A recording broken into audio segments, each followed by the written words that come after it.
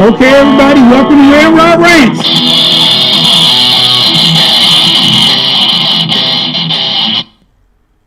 Okay, hey everybody, this is Ramrod back with Ramrod Rants. The topic for today is going to be marriage, and on the phone with me I have Mr. D.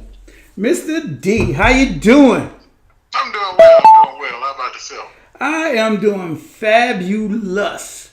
The main thing I want to talk about is how we perceive marriage, how marriage, the perception of marriage through the country or through our ethnic group per se.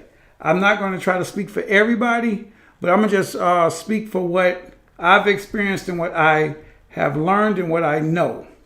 Okay, first let's get through some boring stuff. Okay, some boring stuff means that there's some statistics when it comes to divorce. Okay, 42 to 45% of marriages end in divorce. Okay, 60% of second marriages end in divorce, 73% of third marriages, so on and so on and so on. And this does not even include the people that are legally separated or the ones that just stay together for the kids. Okay, one thing I hate that people say, D, is it's cheaper to keep her. I can't really that statement is just, it upsets me because in my mind, peace of mind is priceless. Now, in saying that, people are right now in this day and age are some people are sort of in love with the idea of finding true love, getting married, having a 2.5 children, a white picket fence, the home, and everything. And for some people that do happen, and some people that have those dreams, I feel great for them. That's what they want. But in actuality, and then this is only my opinion. In actuality, a lot of people are getting married for the wrong reasons, and this is just my opinion. My opinion, you have a lot of people. A lot of proposals are made at weddings. Did you know that? A lot of proposals, people get the urge to propose to their significant other at weddings, and a lot of proposals are made. And this is not saying anything against any particular group, but when your friend get married, a lot of proposals are made because being that their friends are getting married, they want to be the ones to get married as well. They want to be the center of attention.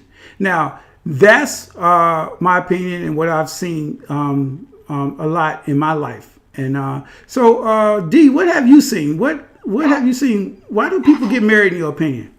Well, I don't find any fault in people wanting to get married because they think they may have found their true love. I mean, that's pretty much what has been imposed upon them. That's what they hear. That's what they see on television.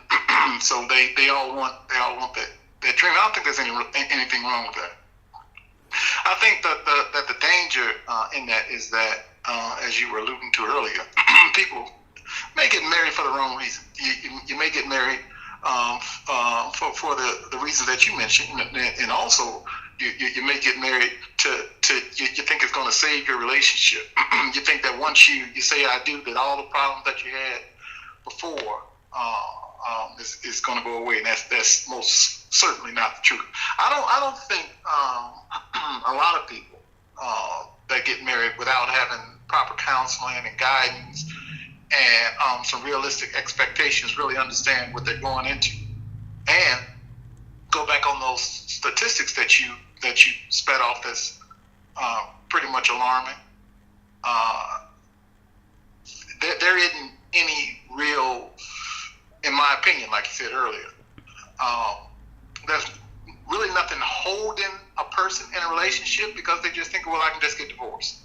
Because that's what they see. There's no sticking into a relationship or trying to work it out because people have some unreasonably high expectations on their significant other. Yeah, you're right. I had a 90-year-old that's man. A recipe for failure. Say what? I had a 90-year-old man tell me he was married for 70 years. So he started giving me some advice about marriage.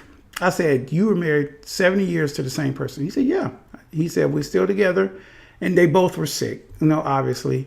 Not obviously, but they were 90 years old. Right. They had some ailments. So I said, "Well, what is your secret?" He said, "First of all, he said, marriage is like a car." He said, "You just can't go out in your car every day, jump in, turn the key, and start taking off and going places." He said, "You're going to have to put some maintenance in that car. You're going to have to do some preventive maintenance. You're going to have to change the oil. You're going to have to check the washer fluid. You're going to have to make sure the engine is running right, keep it clean and all that." He said, "Marriage is like a car." He said, "If you do what it takes to keep your marriage up, it'll last the rest of both of you guys' life." He said that. 3,000%. Yeah. I agree with 3,000%. And I had that struck me is just amazingly. I said, "Wow, this guy just summed it all up in one thing." In the next sentence, now he summed it up. At that point, I should have stopped listening, but he said, "In step 2, have a girlfriend on the side." I said, That sounds like something somebody told me.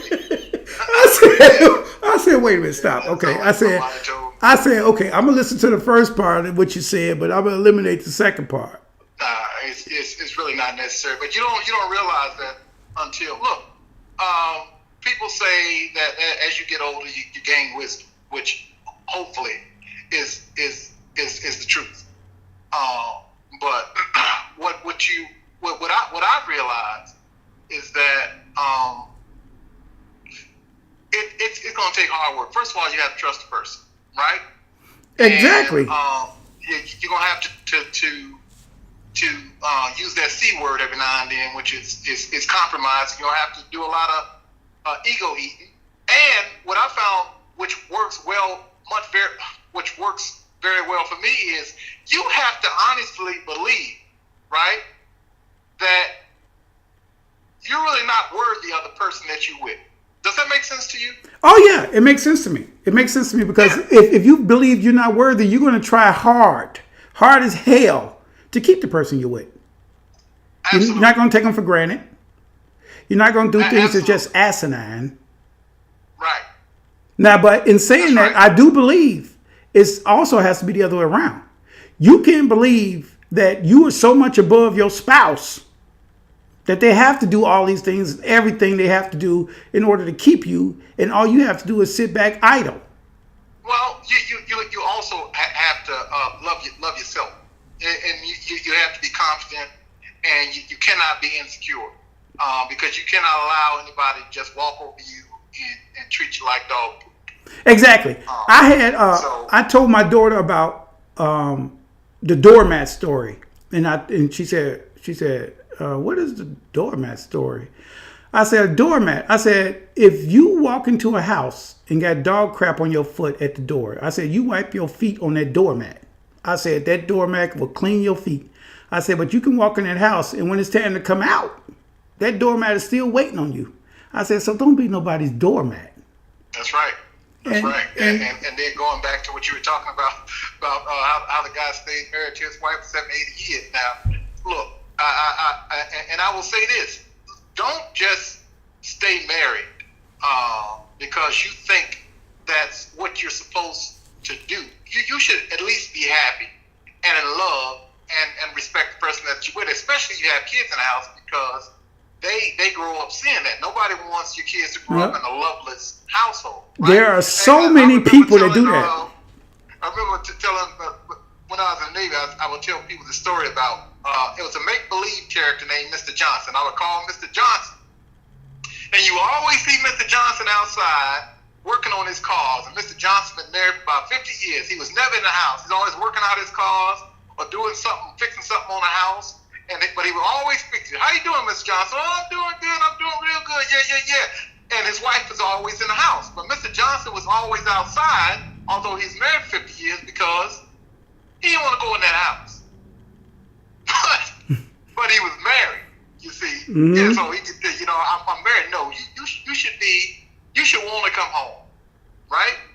You should want to come home. You should want to communicate with your spouse. You should want to have some alone time with your spouse. You should enjoy that. You coming home should be a place of happiness. Although there are going to be some problems, but it goes back to you having trust in that person trusting you, and that person respecting you.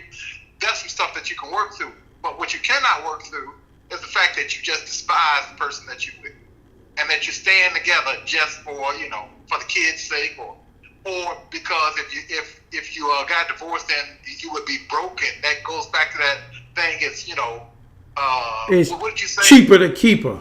It's cheaper to keep her. That's some bull.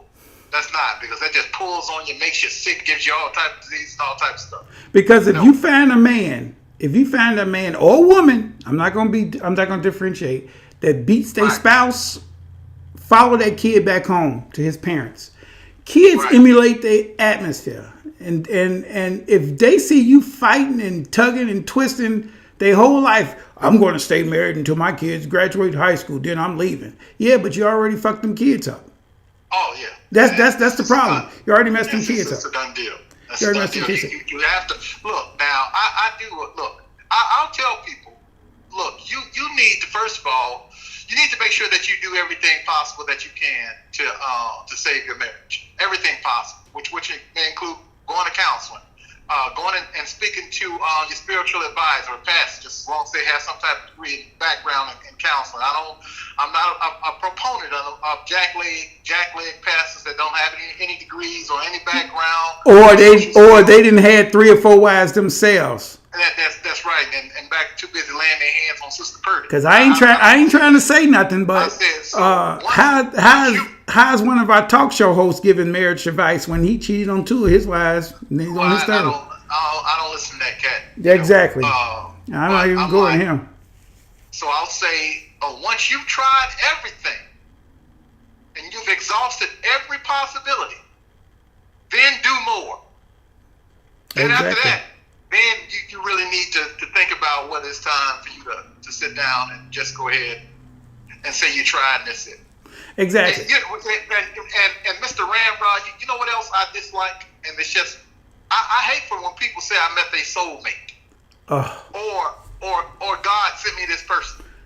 Because if you believe that you met your soulmate, right? And if you believe that God sent you this person, if they do any type of crap to you, somewhere in your head you're thinking, well, this is supposed to happen because I know we're supposed to be together because it's my soulmate, or God sent me that person. I don't believe in that. I really don't. I do believe that, yes, spirituality is great. Having God in relationship is essential, but don't put that mess off on the fact that this person is your soulmate, because that's just a recipe for disaster. Exactly. When you're about to get married, when you putting somebody in your life that you feel you're going to get married, whether you already have kids or not, whether they already have kids or not, when you're going to put them in your life to get married, I tell people, make out a list. Make out your pros and your cons. Okay, if you're going to marry somebody, whether they have kids or not, whether it's male or female, if they don't have a job when you marry them, they did not have a job the whole time you were dating them. After a year of marriage, what are you pissed off at them for not having a job? Oh, because we got married, and overnight all that's supposed to change, because that's magical. When you say I do, everything else changes. Exactly. You promised to take care of this person. Right, yeah. And all of a sudden, well, I can't take care of this person because we need 2 incomes. Everything she buy me, she buy my birthday present with my own money. Wait a minute. She was doing that when you was dating her, when you was giving her money. It's they expect people, just like women. Well, he beat his last wife. He ain't gonna beat me. No, it ain't gonna happen. No, ain't gonna happen. That was a fluke. She caused him to do that. Yeah. And so when they get married, all of a sudden, as soon as he lay hands, you know what? I didn't think he was gonna do that to me. You know what? Or this TV show where they're marrying people in the prison. Right. Okay, how much, okay, he can't get no lower. Your expectations can't be any lower, than if you marry somebody in a prison. And then when they get out of prison, you complain, okay, they ain't got no job. Or you have a baby by a gentleman and get married. he didn't take care of the other 6, 7 kids he got, but for some reason, that baby that you had by him, he's going to be right by you. He's going to take care of that. Right. Exactly. And the same goes with women too. The women marry a man that's hardworking. He don't make as much as these hustlers or whatever. He's hardworking. He go to work, come home, go to church. He does what he can. He gives her what she needs, and sometimes not what she wants, but what she needs. He's working as hard as he possibly can. And then she don't accept that. She don't appreciate that. Ain't enough. It's not enough, but it was enough to marry him. It was enough to marry him. And that's what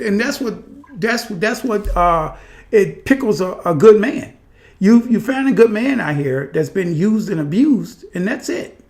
And that's why, it's this book out here called Men on Strike and it's written by women, a PhD, Helen Smith. And it says, why are men boycotting marriage, fatherhood, and the American dream? Yeah, I suggest read that book.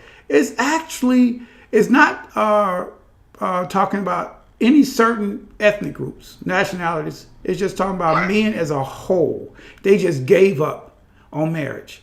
They just gave up on being. They said they'd rather be by themselves and enjoy their life than to go into a problem just to get married, to get divorced. Most marriages, they're going to end up in divorce. I mean, I don't know how to. I don't know if the sanctity of marriage is still like it was when our parents were young. Well, there still was divorce when our parents were young, but I'm not sure if it's ever going to be the same. I'm not sure if it's ever going to be the same, and I hope it does. I hope it will. I don't care. I got people that are saying, well, I'm not going to marry out of my race. Okay, melanin is just a skin color. Okay, it protects you from the sun.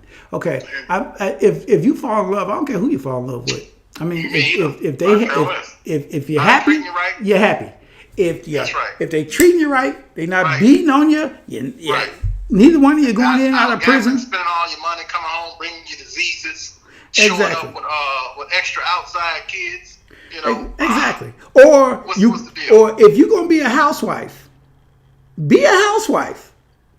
That's right. I mean, I applaud housewives. They keep the house clean. They keep the kids in order. They take care of school stuff and everything like that. But if you're going to be a housewife, be a housewife. I'm not saying when the man walks into the door from work, his food better be on the table, hot and ready to eat. No. Be a housewife. But on the other side of that coin, if your wife is a housewife, you can't expect her to know how you feel the way she's doing. You can't expect her. You can't come in the house. She said, well, you ain't kissed me hello or told me you love me in a month. Well, I do. No. Have you ever stayed home all day by yourself? Yep. Do you ever get anything done? I don't get nothing done. There's not enough hours in the day, is it? And that's It ain't enough hours in the day. Expectations of what a person's role is in a relationship. Exactly. It's not. And like I said, make a list. That's right. You can have a whole plan on what you're going to do for that day. Oh, I'm off today. I'm going to get this done. And you don't get nothing done because life comes at you, things start to happen. So you can't be no asshole and come up, what my dinner? Where's the remote control? Well, why ain't you paid this bill? I thought you would. When you don't understand, what's going on in the house while your ass sitting at work, watching sports, listening to the radio, surfing. Exactly. No matter if you now, there's a lot of stay-at-home husbands now, and this is a new revolution because I've seen it. These guys are dedicated to their house. It's one that lives down the street from me. He barbecues every day. Every time I come home, I'm smelling his barbecue, and I get out there on my pit because But he's a stay-at-home husband. He loves it. He raised his kids. They out going to college. I believe he said they all about to graduate college. And it's him and his wife now. And he said he's never worked. And he has a law degree. He has a law degree. Wow. He has a law degree. Never worked because his wife said, why don't you stay home? Well, obviously I think she's a surgeon or something. I'm not sure. I don't know what she does. But it got to be something because he said he's never worked. Ever. Wow. Ever. And so, I mean, that's appreciated. And they still like in love and stuff. And they have like, on the outside looking in, they have the perfect relationship, the perfect marriage, the perfect camaraderie. And so they always inviting me over, with the fam and stuff. And, I'm kind of jealous because I think I'm the perfect husband, but I don't want my wife to see. Hey, how about this? Now, I'm not telling folks business, because I'm not the one to be telling folks business. But my neighbor is a surgeon. What do you call the doctors that works on the heart? Thoracic. A cardiothoracic surgeon? Yeah, yes, right? And he serves, I think, either 5 or 6 hospitals in a parish. So he can't even be gone for any more than 3 days because he's always on call, right?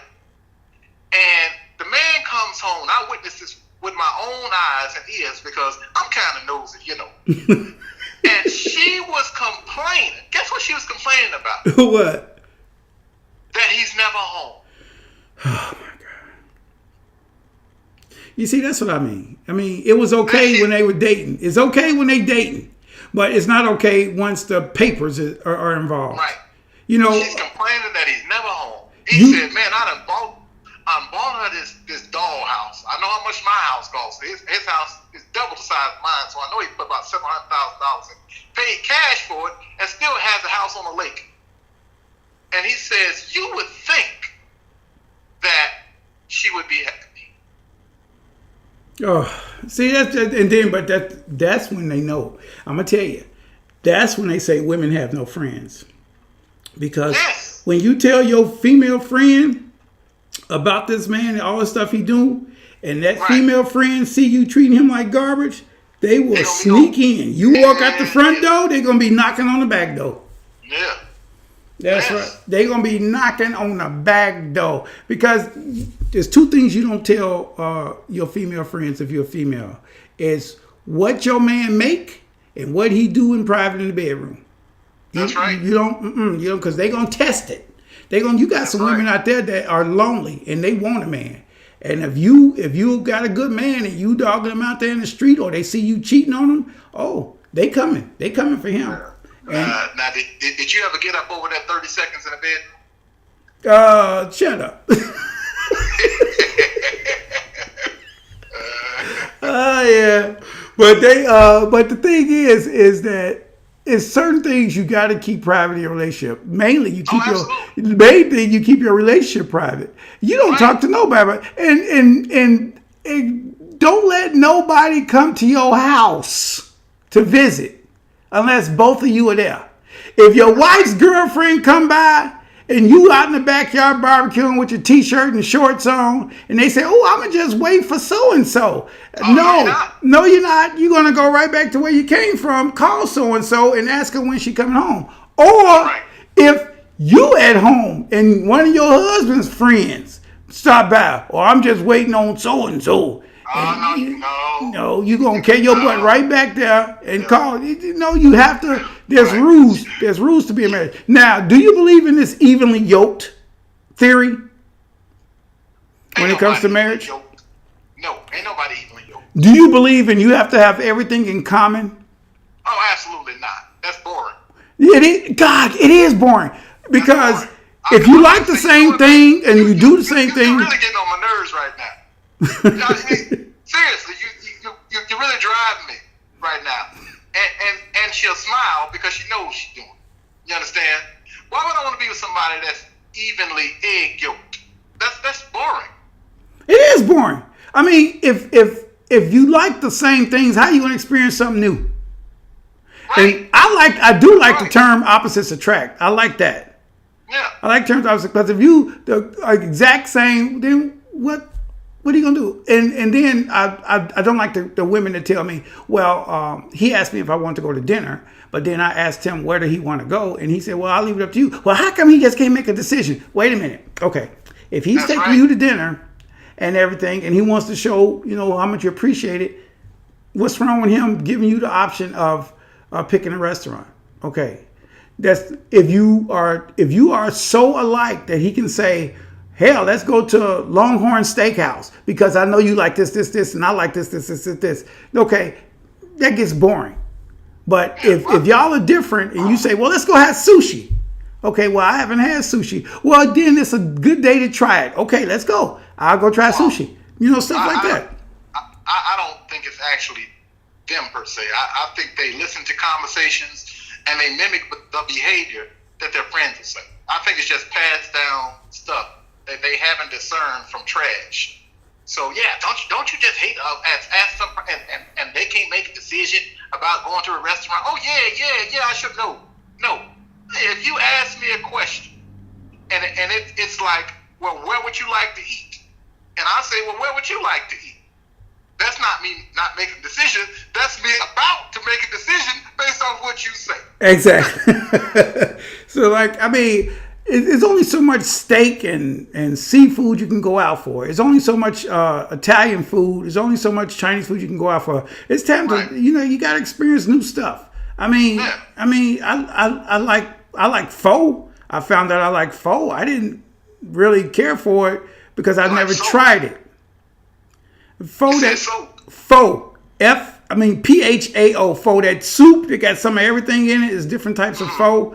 Yeah. Yeah, well, I don't think that's pho me. Have you tried it yet?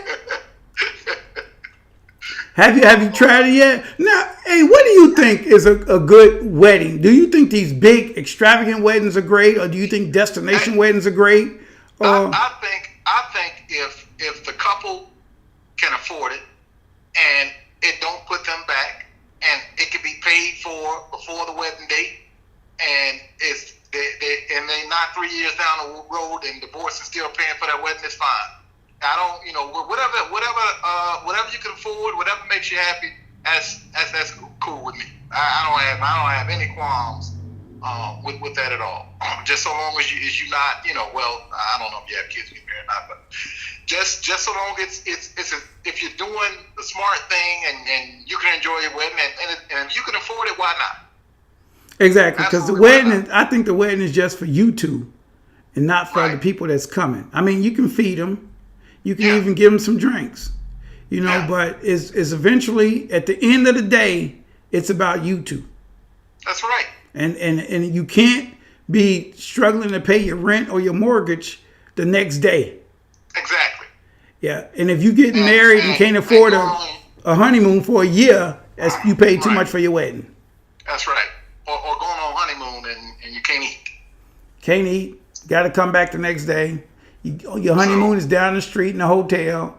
I mean, it don't matter if you get married at the courthouse. It don't matter if you get married at the courthouse and save up for a reception. It don't, because you spending between $8 and $2 grand for a dress. You spending between $400 and $800 for a cake.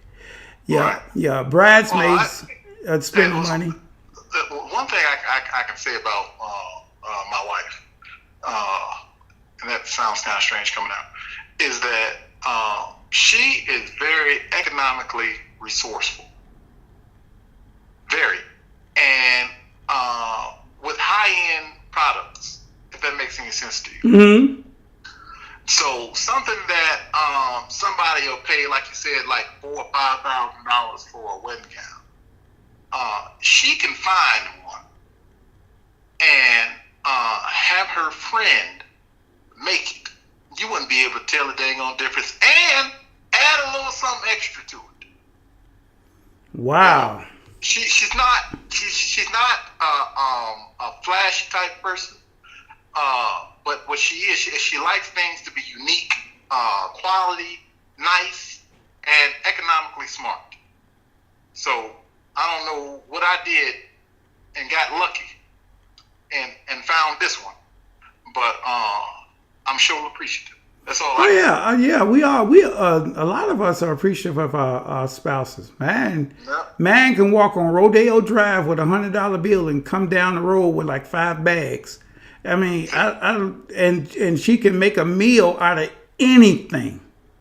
So I know we'll never starve. We can go broke, and she can make a meal out of anything that is so good it needs to be in the recipe book. Well, I see she can help you because you couldn't cook before you met her. I can cook. I don't know what. I don't know what you talking about. I can cook. I've always can cook.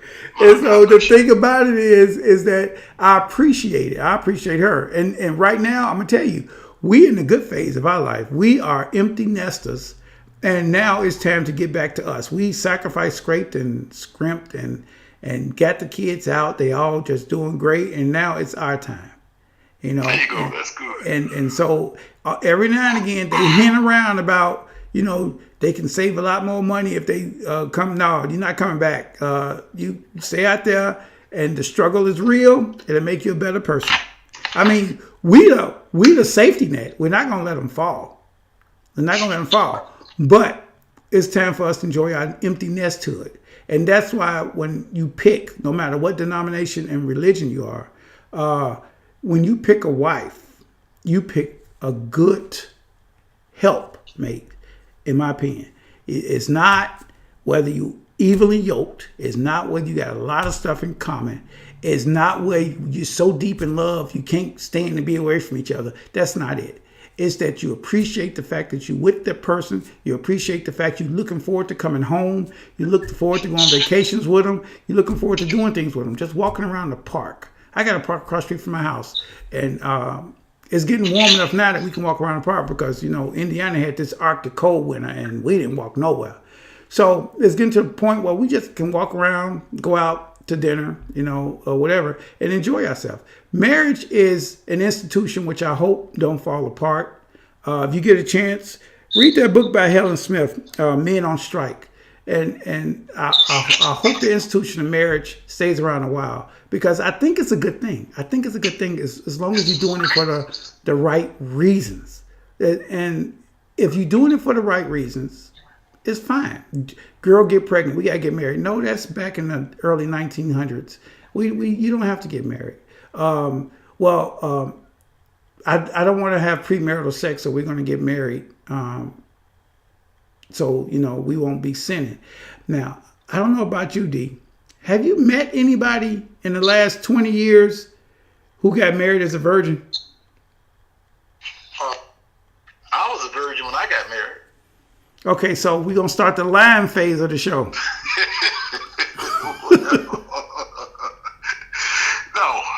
I'm telling you, I have not. Okay, well, I will continue the conversation again at another time.